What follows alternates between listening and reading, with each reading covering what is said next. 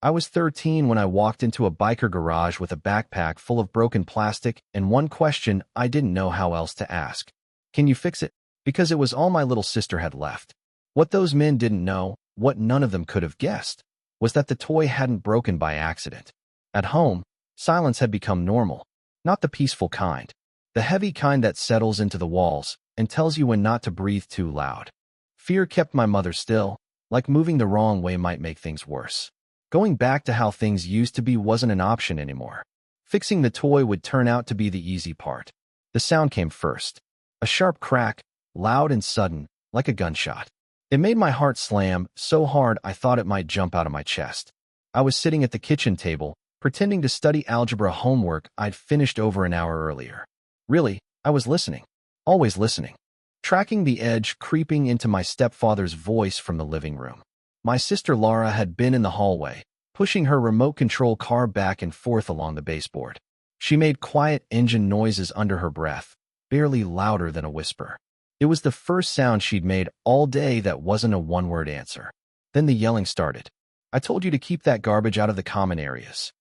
His voice filled the house, loud and angry. It's trash, just like everything that came from that man.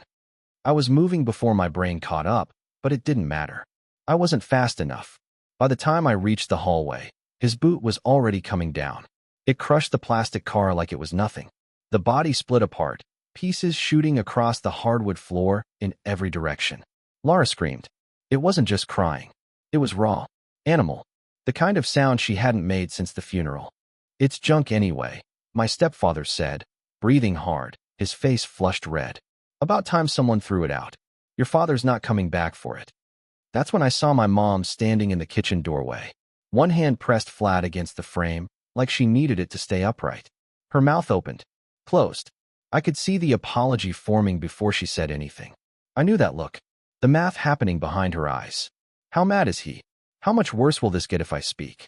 What happens if he storms out again when rent's due next week? She stayed quiet. Laura dropped to her knees and started picking up the pieces with shaking hands. A wheel. A cracked section of the chassis. The tiny steering assembly our dad had spent an entire evening installing. He'd explained gear ratios to a 7-year-old who didn't really get it, but loved hearing his voice. I knelt beside her and helped gather the fragments while my stepfather stood there with his arms crossed. Clean it up and throw it away, he said at last, then turned and walked back to the living room like he'd just taken out the trash. My mother's whisper followed, and somehow it hurt worse than her silence. Laura, sweetheart, it was old anyway. Maybe we can. But Laura was already gone. She crawled under her bed, clutching the broken pieces to her chest like they might disappear if she let go. I followed her to the doorway of the room we now shared. We used to have separate rooms before we moved here. Before my mom remarried a man who promised stability and delivered something else entirely. Leave her, my mother said softly behind me. She needs time. We all just need time. That night, after my mom went to bed and my stepfather's snoring rattled through the thin walls, I lay awake staring at the ceiling. I could hear Laura breathing in the bunk below me. She hadn't cried in months, but her breathing was tight and careful, like holding everything inside took actual effort. I kept thinking about the car. Dad had bought it at a yard sale. He spent 3 weekends fixing it, teaching me about circuits and batteries while Laura sat on the workbench swinging her legs. Most things aren't really broken, he'd said, soldering a loose wire. They just need someone who cares enough to figure out what's wrong. The funeral had been 18 months ago. The remarriage was 8 months ago. The first time my stepfather's voice made my mom flinch was 6 months ago. The pattern was easy to see if you were paying attention. And I was always paying attention now. I understood my mom's logic. We couldn't afford the apartment on her paycheck alone. My stepfather had never hit us. Just walls. Just objects. Just whatever made us feel safe. She was trying. She was exhausted. She was scared. But Laura hadn't drawn a picture since the car broke. She used to fill notebook after notebook with drawings. The car racing through jungles, across oceans, even into space. Now the notebook sat untouched on her desk. I made my decision around 3 in the morning. I'd passed the garage on my way to school before. The Iron Talons Motorcycle Club. Big bay doors, usually open. Bikers working on machines that looked like they'd been torn apart and rebuilt 100 times. There was something about how they treated broken things. Slow. Careful. Like fixing mattered as much as the final result. When morning came, I wrapped each piece of the car in tissue paper and packed them into my backpack like they were fragile glass. My mom was making breakfast, moving quietly so she wouldn't wake my stepfather before leaving for her early shift. Going to the library, I said. It wasn't exactly a lie. She nodded without looking up, and that's when I saw the bruise on her wrist. She tried to hide it with her sleeve. I knew where it came from. She'd flinched too hard and hit the counter edge. I'd watched it happen. "Steve," she said as I reached the door. I turned. She was looking at me now. For a second, I thought she might ask where I was really going. See through me like she used to, before exhaustion narrowed her world. "Be safe," she said instead. "Always am," I answered and stepped outside. The walk to the garage took 40 minutes. My backpack felt heavier with every block, but I didn't slow down. I wasn't just carrying broken plastic. I was carrying the last piece of my dad, the last spark of my sister, and a question I didn't know how else to ask. "Could you fix it?" I wasn't talking about the car. Not really. The garage smelled like oil, metal, and strong coffee when I pushed the door open that Saturday morning. The Iron Talons building was bigger inside than it looked from the street. High ceilings, tools lining pegboards, 3 motorcycles in different stages of being taken apart. 4 men looked up from their work. Leather vests, patches I didn't understand. I almost turned around. Then one of them, a man with gray running through his beard and scars across his knuckles, nodded toward an empty workbench near the back. He didn't ask anything, didn't question why I was there. He just made space. I crossed the concrete floor, my sneakers squeaking, and set my backpack down. I unwrapped the pieces one by one, laying them out carefully on the scarred wooden surface. The remote control was somehow still intact. The chassis wasn't.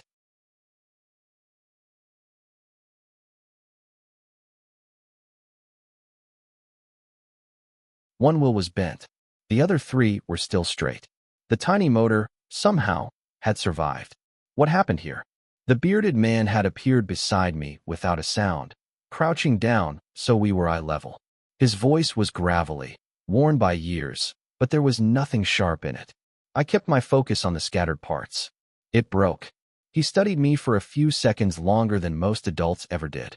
Then he nodded, like that answer told him everything he needed. "I'm Luther," he said. "You know anything about circuits?" "A little," I replied. "My dad taught me some." A corner of his mouth lifted. "Good. That's a start." He pulled over a stool, motioned for me to sit, and started pointing to the pieces. What could be saved, what needed replacing, and what just needed patience. His hands were massive, scarred, thick with calluses, yet he handled those tiny components like they were fragile glass. That first morning turned into 3 hours without me noticing the time. Luther showed me how to test the motor using a multimeter, how to trace wires, how to recognize order hiding inside what looked like total chaos. The other bikers worked around us, occasionally sliding over a tool or offering a quiet suggestion. No one asked about my parents. No one questioned why a 13-year-old was in their garage on a Saturday morning. I left before noon with the pieces packed back into my backpack, organized this time, labeled in my head. I'd learned more in 3 hours than I had in months of shop class. I came back the next Saturday, then the next. A routine formed. I showed up early every Saturday morning and worked until late morning. I checked my phone constantly and always left at the same time. Before long, the bikers started saving me a spot at the bench. The tools I needed were already laid out when I arrived. One of them, Rita, managed a bakery. She wore silver rings on every finger and started bringing extra pastries. "Take these home," she'd say, pressing a paper bag into my hands. "Share with your family." I always thanked her, but Luther noticed something else. I never ate any myself. The bag stayed closed beside my backpack the whole morning, saving them. For later. For someone else. By the 4th week, the car was starting to look like a car again. We reinforced the chassis with parts scavenged from an old RC helicopter. The motor ran smooth. I learned to solder, my hands steady as I reconnected circuits my stepfather's boot had snapped apart. "Your folks know you're here?" Luther asked one morning while I tested the steering. My hands paused just a beat too long. "My mom knows I'm out." It wasn't exactly a lie. Luther heard what lived between those words. He'd raised a daughter, lost her too early to cancer that moved faster than hope. He recognized the sound of a kid carrying weight that didn't belong to him. "You're welcome here," he said simply. Anytime. I nodded without looking up. He saw my throat tighten as I swallowed. The following Saturday, I was 20 minutes late. I rushed through the door, out of breath, apologizing, saying there'd been a situation at home. Nothing serious. Just took longer to leave. My hands shook a little as I unpacked the backpack. Luther didn't push, but he started watching more closely. The way I always positioned myself where I could see the door. The way I flinched when a wrench hit the concrete too hard. The careful way I talked around home, sticking to the vaguest details. Then one afternoon in late spring, a sedan pulled into the lot and just sat there with the engine running. My phone buzzed. I looked at it, and something shifted in my face. Not fear exactly. More like acceptance. I have to go, I said, already packing up. Luther walked outside with me, planning to say goodbye. Maybe meet whoever was waiting. As we got closer, he saw a woman gripping the steering wheel, staring straight ahead. My mom. Mom, this is Luther, I started. He's been helping me with. We need to go, she said quickly. Her voice was thin. Now, Steve. Luther raised a hand in a friendly wave and stepped forward to introduce himself properly. She flinched. It was fast and instinctive. Her body pulled away before her mind could catch up. From the approach, the closeness, the possibility of something it had learned to brace against. Luther stopped immediately. He kept his hands where she could see them and softened his voice. Ma'am, I just wanted to say your son's welcome here anytime. He's good with his hands. Smart kid. She nodded without meeting his eyes. Her fingers were white around the wheel. I climbed into the passenger seat. Before I could even shut the door all the way, she was backing out. Turning. Gone. Through the rear window, Luther saw me mouth sorry. He stood in that parking lot for a long moment, jaw tight. He'd seen that kind of fear before. In his late wife's sister, who wore sunglasses indoors for 2 years. In his daughter's friend's mother, who always had an excuse for bruises. Inside, Rita was watching from the doorway. That boy's in trouble, she said quietly. Yeah, Luther replied. He is. By mid-June, the toy car was almost finished. The chassis gleamed with fresh paint, purple, Lara's favorite color. I'd mentioned it once. Luther remembered. The motor purred when we tested it. All that was left was final assembly and the decals I was carefully applying, replicas of the ones my dad had put on years earlier. But the real changes were harder to see. I started talking more during those Saturdays. Little details slipping out while tightening screws or soldering wires. How Lara used to race the car down the hallway in our old house. How Dad would get on his knees and narrate like a sports announcer. How she'd make engine noises, higher for acceleration, lower for turns. She hasn't done that since the funeral, I said one morning. She draws sometimes, I added later, fitting a wheel onto its axle. Used to, anyway. She'd fill notebooks with scenes. The car racing through jungles. Underwater. Flying through clouds. Used to? Rita asked, pausing mid-task. I didn't finish the sentence. My hands went still. Luther and Rita exchanged a look, both wondering what had really stopped those drawings. I kept working. I've been teaching myself to cook, I said. Someone has to. Mom works a lot. Double shifts. Keeps us afloat. The pieces added up over time. The apartment was quieter than it used to be. They couldn't afford. The next Saturday, I brought drawings. Lara's drawings. I spread them across the workbench one by one. Pencil sketches, detailed and careful.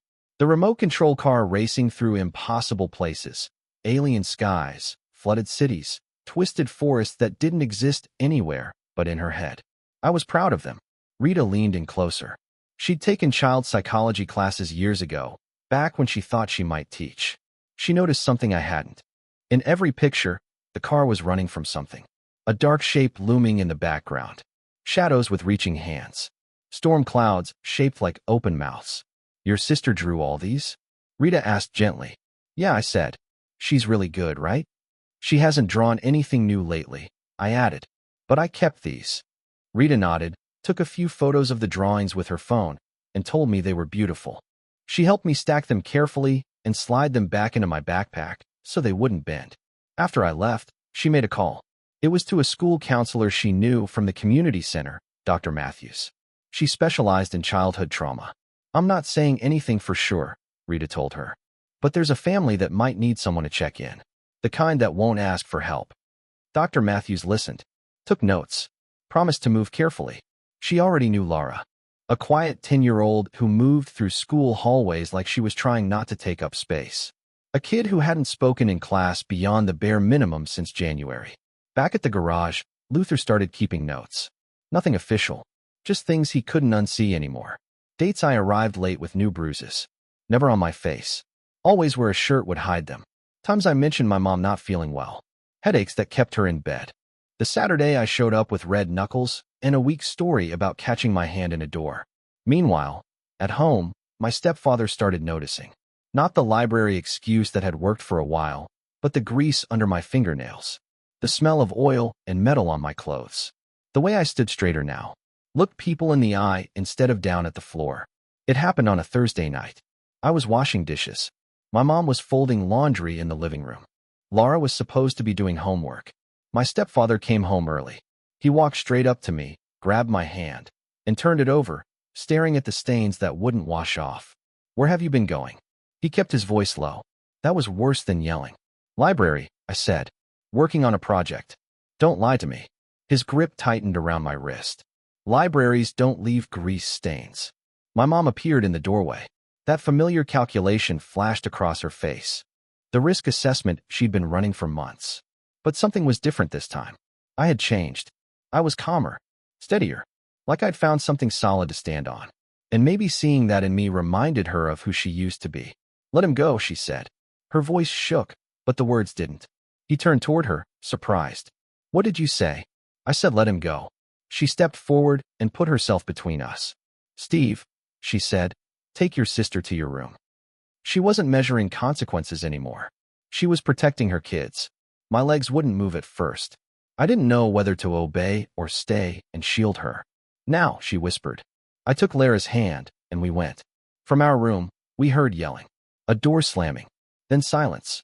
Then my mom's footsteps, slow and heavy, heading toward her bedroom. I pulled out my phone and stared at Luther's number for a long time before typing. "Something happened. Don't know what to do." The reply came within minutes. "You did the right thing reaching out. We're here. Whatever you need." The next morning, my stepfather was gone. His truck was still in the lot. His work boots were by the door. But he wasn't there. Cooling off somewhere. Planning his next move. My mom moved through the apartment like she was walking on ice. Testing every step before committing to it. She didn't tell me not to go to the garage that Saturday. She didn't say anything at all. When I arrived, Luther was already there. He didn't ask questions. He just nodded toward the workbench. The car sat there, finished. Purple paint shining under the fluorescent lights. "Wrapped it up last night," Luther said. "Figured it was time." Before I could answer, Rita came out of the back office. Dr. Matthews was with her. She had kind eyes behind wire-rimmed glasses and a calm presence that made her feel safer than I expected. "Steve," Rita said carefully. "Dr. Matthews works at Lara's school. She'd like to talk with you, if that's okay." Every instinct in me screamed to run, to lie, to protect the secret I'd been guarding. Instead, I sat down. The truth came out in pieces. The broken car. My stepfather's rages that built like storms. My mom freezing in place. Lara going quiet. The way our apartment felt like holding your breath all the time. Dr. Matthews listened without interrupting. She wrote notes without judgment. She already had her own observations, Lara's withdrawal, her fear of loud noises, the changes over the past year. Put together, it was enough. "What happens now?" I asked. My voice sounded smaller than I meant it to. "Not just our family.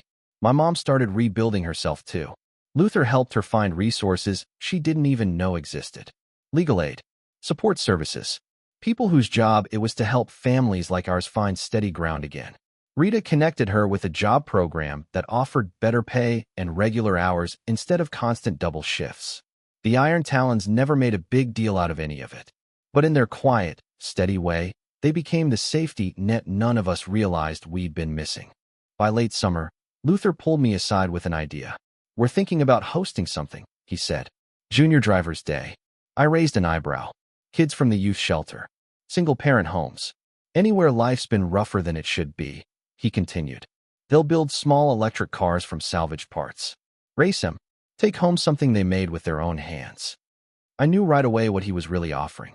A way to take what saved me and pass it on to someone else who might need it just as badly. The event landed on the first Saturday in September. Dozens of kids showed up. Little ones from elementary school. Teenagers who tried hard to look like they didn't care, but stayed anyway.